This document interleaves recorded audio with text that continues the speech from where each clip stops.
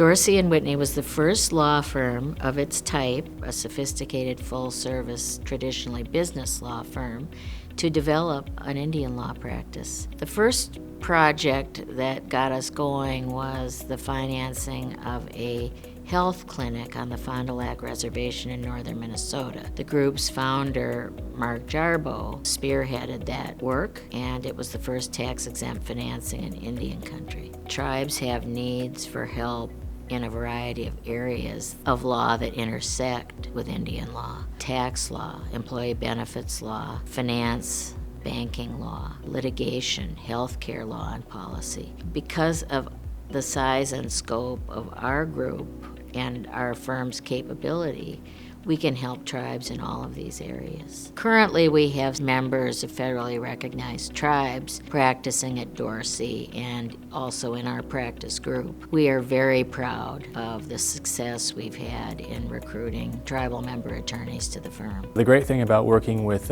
Indian tribes, and I say this as a member of the Chickasaw Nation myself, is that we have this fascinating, really interesting legal work that we do for the tribal governments, but to really see that pay off and making the lives of the community better, that's great too. So we've done a lot of work with tribes on self-governance matters, especially in healthcare. That's where self-governance has really taken off. The self-governance concept has been around since the 80s, but it's really come into its own, especially in healthcare in the last decade or so, when we've seen a lot of tribes take the initiative to go beyond just having that IHS clinic on the reservation, get a new name and a new director, and make that program into the tribe's own program, where it really serves the community in the way the tribe wants it to. It's great to go out and visit our clients and their reservations and see the clinics that are operating with this federal funding and providing all these services and really making the community a better place. In the tribal finance specialty of the Indian Law Practice Group, we represent both lenders and tribes on loan transactions and finance transactions. And the process is not something that tribes deal with on a everyday, ordinary course basis. And so we bring that expertise to bear. We have a longer track record than most or any large firm in the space. And that expertise is important in leveling the playing field between tribes and the lenders that they deal with. Dorsey's attorneys are able to provide a full range of services to Alaska Native corporations. This is particularly important because ANCs face all of the normal challenges that every for-profit corporation in America face, but they also have to deal with all the special federal and state rules that pertain only to Alaska Native corporations. For example, we were recently engaged to take over the proxy statement aspect of getting the settlement trust approved because of Dorsey's long experience in assisting Alaska Native corporations with their proxy materials.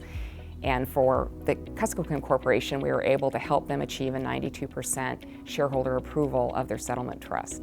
Well, one part of our practice that is particularly rewarding and interesting is the chance to work on cases that aren't just kind of run-of-the-mill business disputes, but that have a higher calling, either like a constitutional right or a treaty right. Recently, I handled a case for the Native American Church of North America and its former president.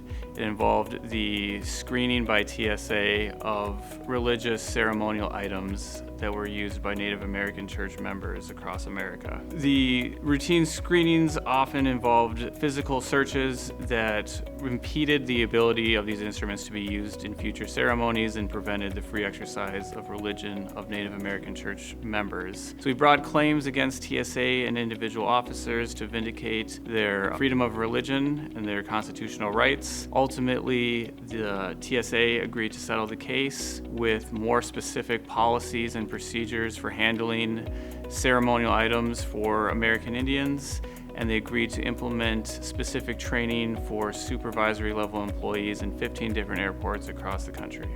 I've been interested in Indian law since I was in law school, and one of the reasons I wanted to come join Dorsey & Whitney was because of its long history and its robust Indian law practice.